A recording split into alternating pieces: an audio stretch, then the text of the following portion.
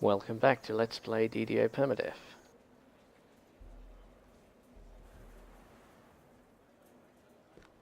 Okay. So for those of you new to the sequence of videos, I am playing this character under Permadeath rules and recording everything for my YouTube account. All the everything this guy does will be part of the playlist here.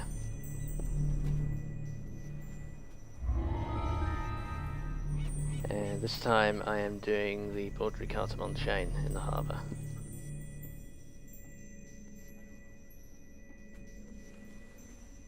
So I'm playing Permadeath here, so when I die this character gets deleted.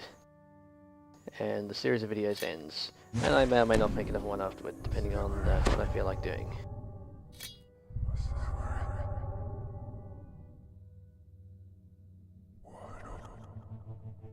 I made this character after my previous Permadeath solo had died, so and that character was also recording for YouTube, so if you want to go watch that, there is a separate playlist for my previous guy, which was an artificer. So if you want to see how Permadeath usually goes, it goes well for a while and then you die, then you can go watch that series. Alright, I think I'm buffed up here.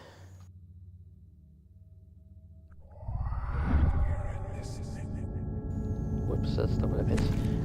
I'm actually not using my undead form in this quest since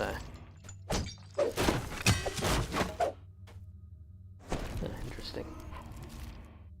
Since I prefer to be more mobile in this one, the Kobold Shaman can be a bit of a problem. Alright, so I'll quickly run around and break stuff here. So I'm playing a wizard Palmaster on this guy. So, starting with Intelligence 18, and he's a dwarf, so I've got Constitution 18, and I put some points in Strength as well, because I'm expecting to do a lot of melee at low levels. So I'll actually be meleeing quite a bit in this quest.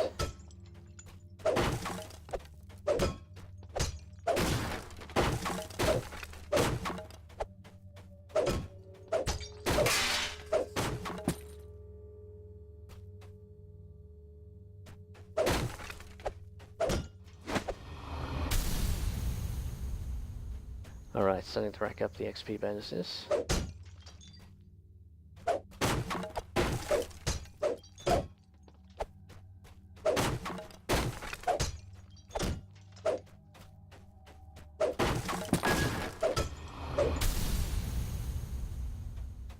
Okay, time to get started.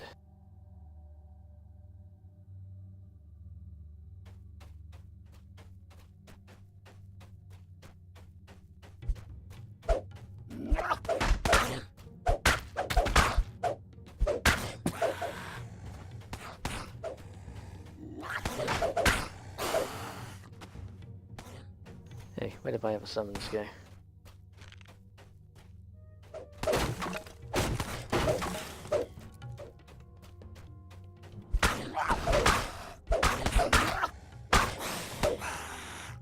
So I'm doing this quest as my first quest in the elite streak going through the harbour.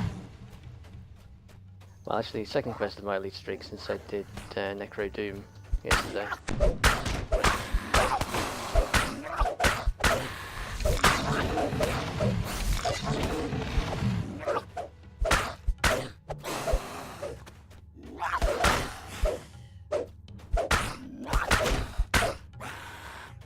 So, at the moment my goal is to build up an elite streak before doing Miseries.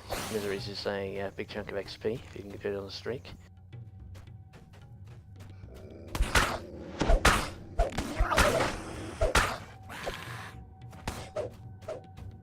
So with Necro Doom and this series I should get a good elite streak going.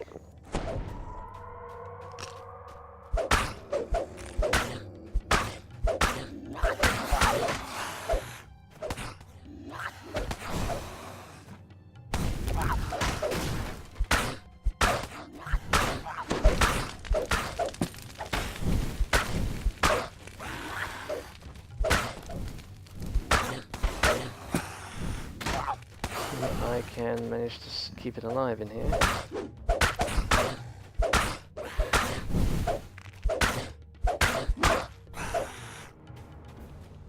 That was a bit close. I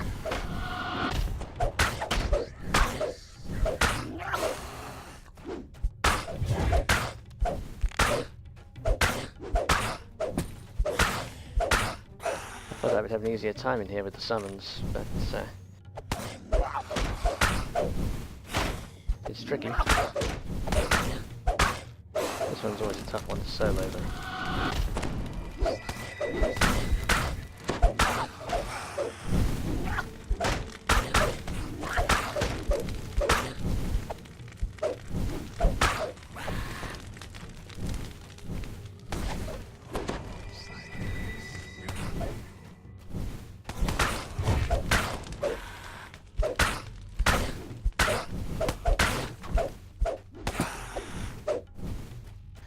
Okay, gradually catching up here.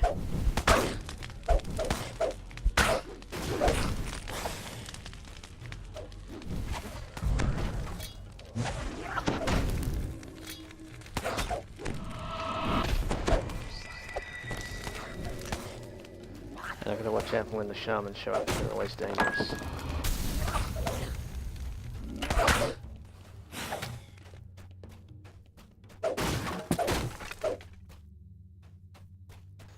I've specifically come into this one not in undead form, so I'm a bit more mobile for when the shaman arrive.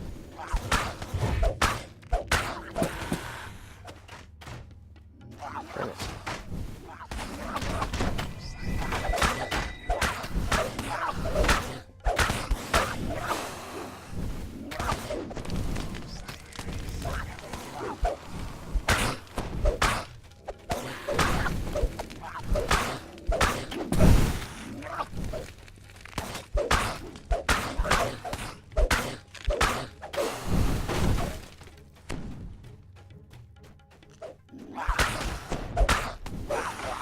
I like what they've done with this quest in general. They made it harder to target the enemies, which does make it a bit tougher. My summons are terrible at pulling aggro off this box. Maybe they've made the enemies aggro the box more than they used to.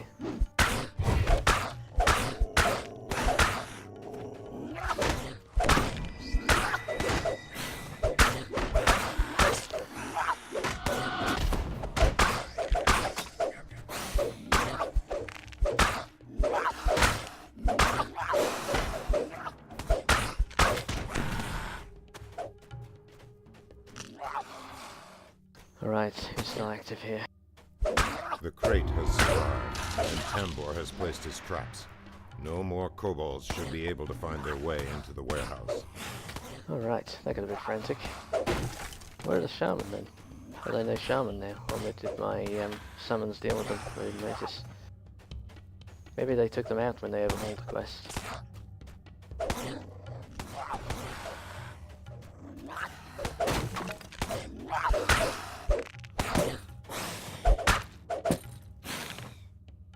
I guess it would kind of make sense that they would take them out actually. They've kind of positioned this quest as the first quest chain of the harbour now.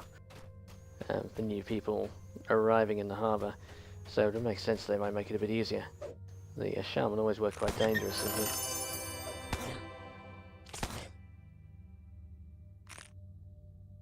Frost Scimitar, that's not bad. No, level 4. Can't use it yet.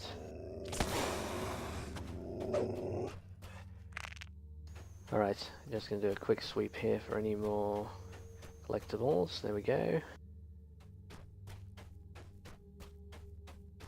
And nice, I got Conquest and Ransack. My playstyle is very dungeon crawly. I go for making sure I've got every collectible and all of the bonuses if I can.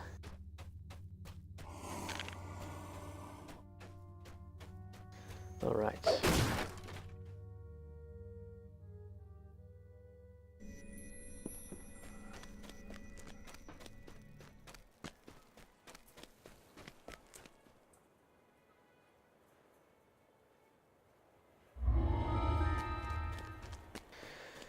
Okay, where am I going now? Okay, it's over here.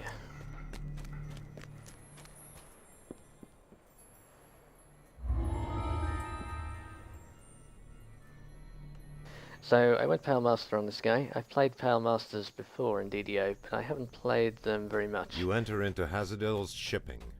Crates line the walls. Time to start smashing. So I had a Palmaster previously get to level 8, I think, until he died not long after getting the Palmaster forms, because I forgot about, or rather didn't realise how bad the double damage from light spells would be.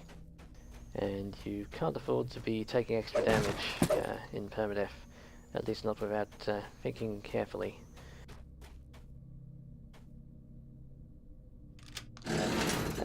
But I'm kind of... leave the room. You must hurry before Hazadill knows you're here. Keep smashing his crates. I am also kind of relearning how to play Palmasters as I play this guy. They've modified Palmasters quite a bit since I last played them. The update 19 changes seem positive overall for Palmasters, although I am missing being able to use my Necrotic Touch SLA to heal the summons. Still, the summons now being controlled like a hireling is completely awesome, and should open up doing quests that I wouldn't otherwise be able to do solo. I do use hirelings occasionally, but it's always better to have. It's better not to have to worry about hirelings if possible.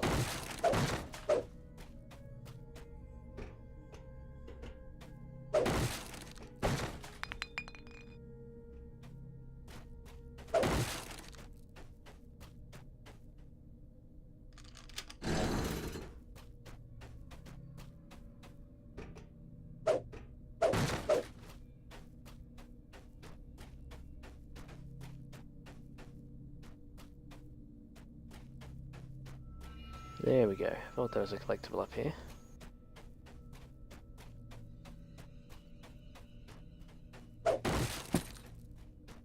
Right, so I should go into a bit more detail about how Permadeath works.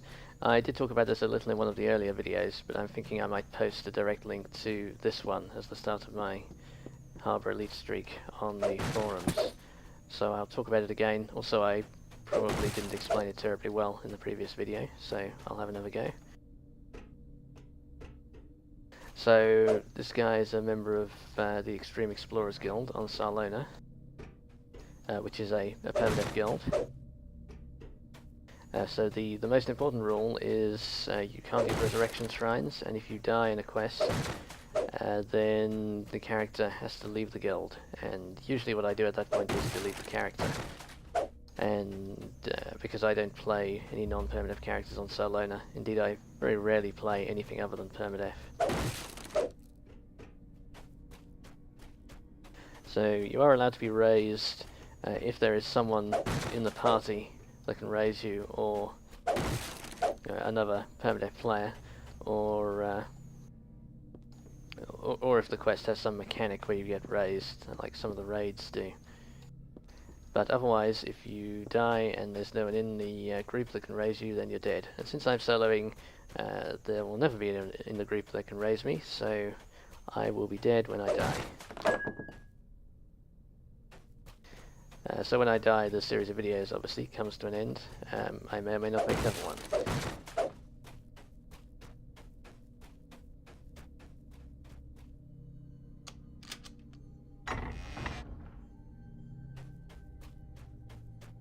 So the guild rules also require that I don't group with anyone other than other members of the guild. So I can't just tag along at the back of some group of non-Permadeath players who have much better gear than I do. I do have to do it with other Permadeath players, although, as I've said, I'm soloing this guy. I might not exclusively solo this guy. If the guild is doing a raid or something, and this guy is the most convenient character to use, then I might use him for that. But otherwise I intend to solo. The guild rules also ban the use of any hirelings over level 6. So that basically means you can bring a hireling in, but they won't be a lot of use to you.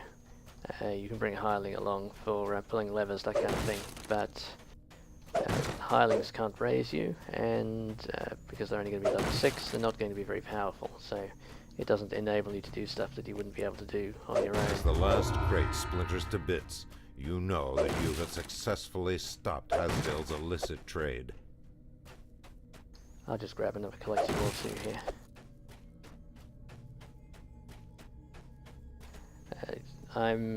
The guild rules also require that you can't receive equipment from anybody outside the guild except via the auction house, and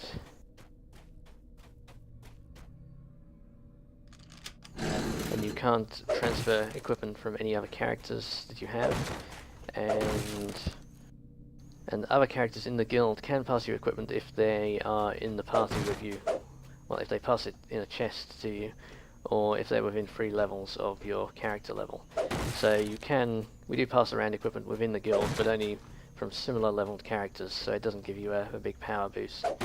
So that's why my guy is running around here with Corpus gear and that kind of thing. He doesn't have any handed down items except for an heirloom item, which I explained in the first video of this series. Alright, I think that's all the collectibles. Time to finish.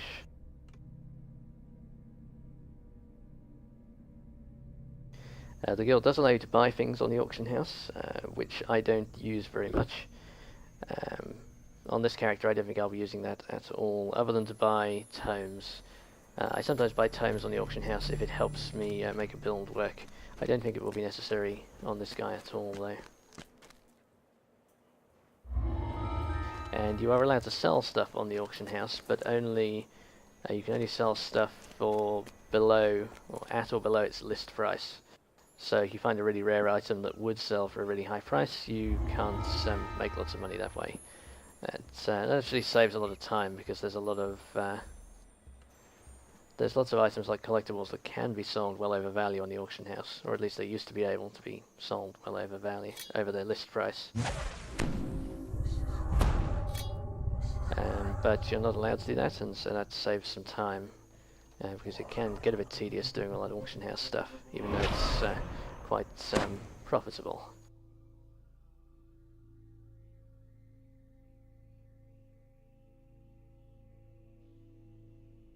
So that Make your way back into Hazadill's warehouse. Stealth might be an asset here. Ha.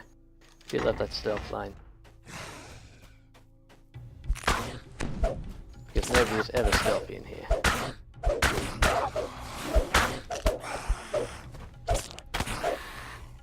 It's odd that they bother to even suggest stealth in a quest that has so many doors and levers. Dirks might be a quest that you could do a lot of stealth in, but this one, no.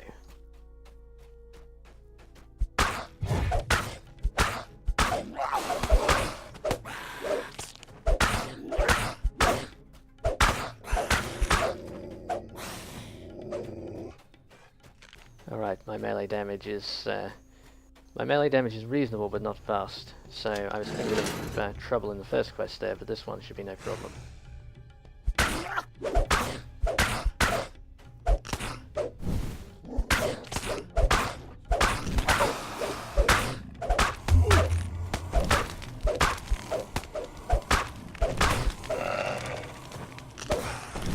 A wary kobold guards this room. You may be forced to fight.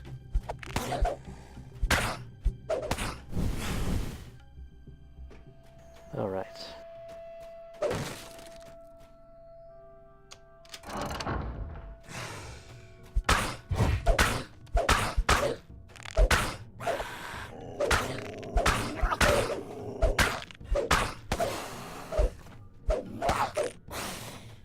And the other limitation that the guild imposes is that you can't use the DDO store to buy anything that's character enhancing. Oh, here's a shaman.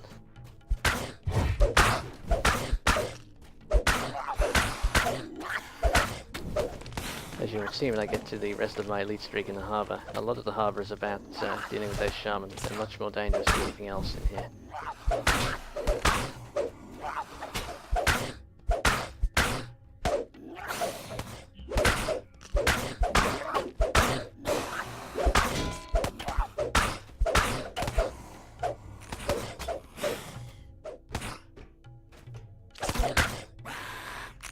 Celestial Dog does really bad damage. It takes ages to chew through even the kobolds. I guess we are on elite, but even so.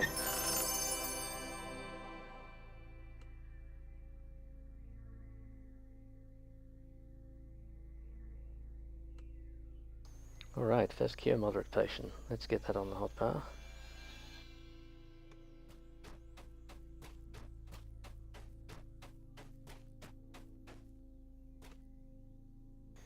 Okay, head for the shaman.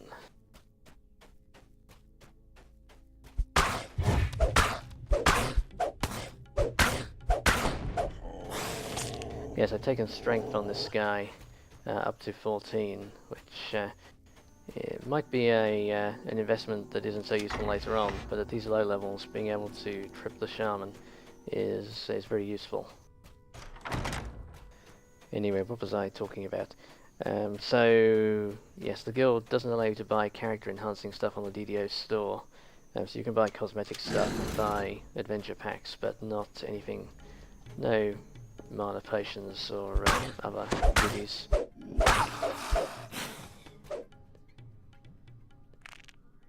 Okay, there might be a boss in here.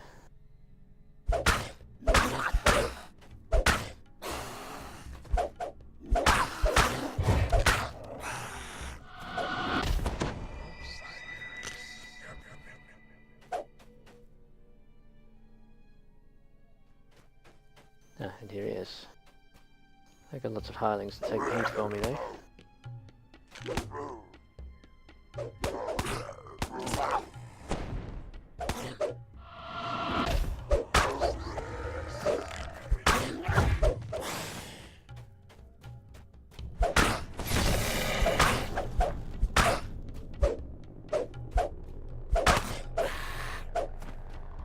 Yep, that's why the harbour is a bit dangerous. Those lightning bolts can knock you out fast.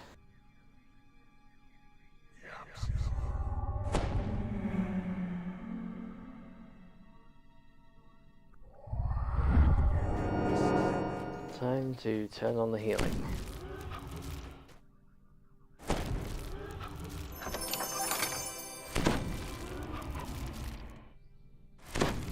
Nice, heroism potion. That might come in handy.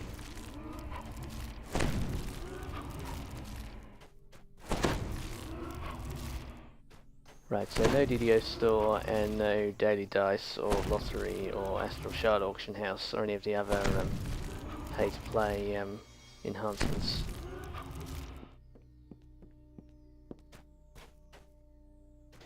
So there are various different... So what I've described is the PD rules for my guild, Extreme Explorers, plus a few things I've added myself, as I've mentioned. But there are various different sets of PD rules. Basically there's no single permadeath, every guild has its own interpretation. The two main ones being, there are some guilds like Walking Voyage and some of the other PD guilds where they're trying to make the game as hard as practically possible. So they go for limiting the number of shrines you can use, and you can only do quests on hard or above. So some people like that. That's obviously interesting for very experienced players. They're looking for a new challenge. Although it does tend to mean you don't get very far into the game. Although someone will point out that maybe some Walking Voyage people have got a long way in. Who knows? Extreme Explorers takes a different approach where you are allowed to do normal. You're allowed to use every shrine. You're doing normal is fine. In fact, I'll be doing plenty of normal once I get to the higher levels. The aim of Extreme Explorers really is just to fix the tactics.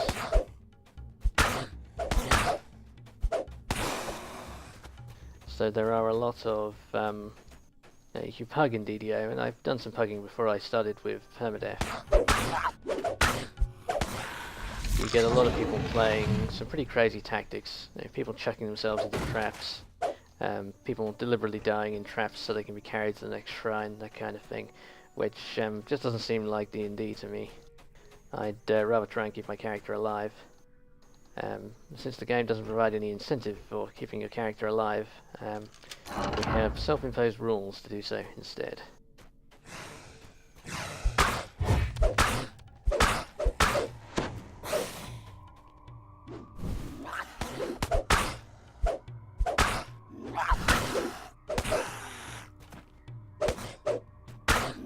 I feel like there should be a shaman in here. I'm always worried if I think there's a shaman around and I don't know where it is. Ah, there he is, in the back.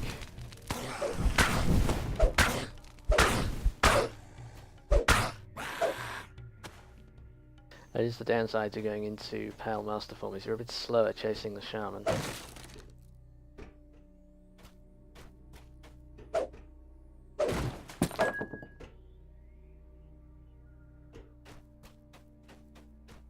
Yeah, so the reason I went for Permadeath is not so much that I like the Permadeath rule itself. It's more just that there has to be some consequence for dying, otherwise I think it gets a bit silly. You start getting the pugging behaviour of people not caring whether their character dies or not. So I find playing in Permadeath you get much better tactics from everyone in the group. People are working together because it actually matters if you screw up. And people are employing more sensible tactics. Okay, here's another boss.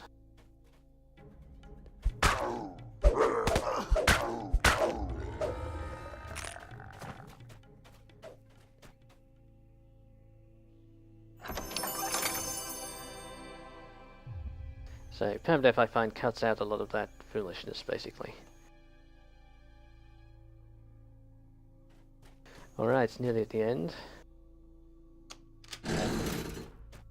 I should probably have shrined and swapped in Nyax.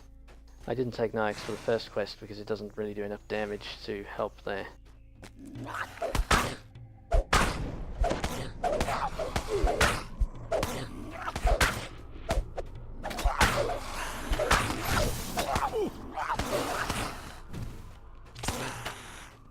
Alright, getting well back before that other guy lightning bolts me again.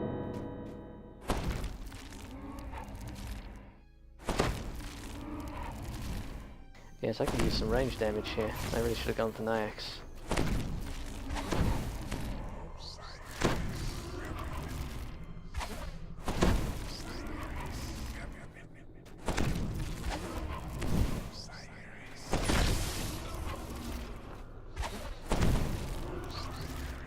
And his will save is good as well. That's annoying.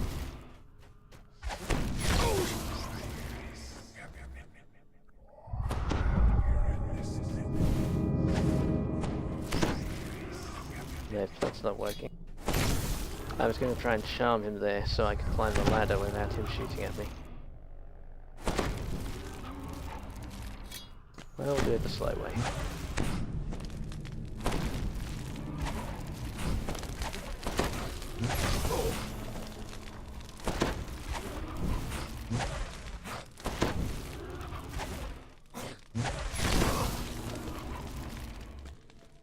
The slow way is still fairly dangerous.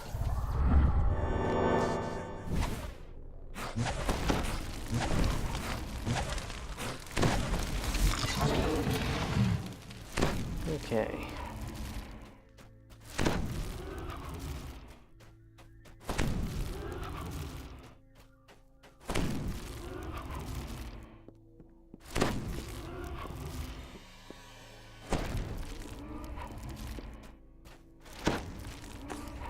Doing something I very rarely do there, which is run through that trap on Elite. But that one I know is reliably timeable. Alright, I can't disable the trap on the other side, so I will just finish. You have recovered the stolen goods for Cartamon. Return them to him right away. Alright, thanks for watching. I will see you in the next video, which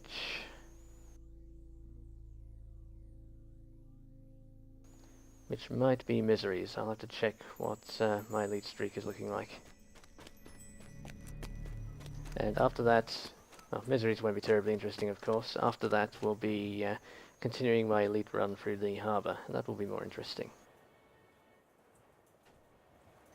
Ooh, Dex plus 2 boots. That's quite nice.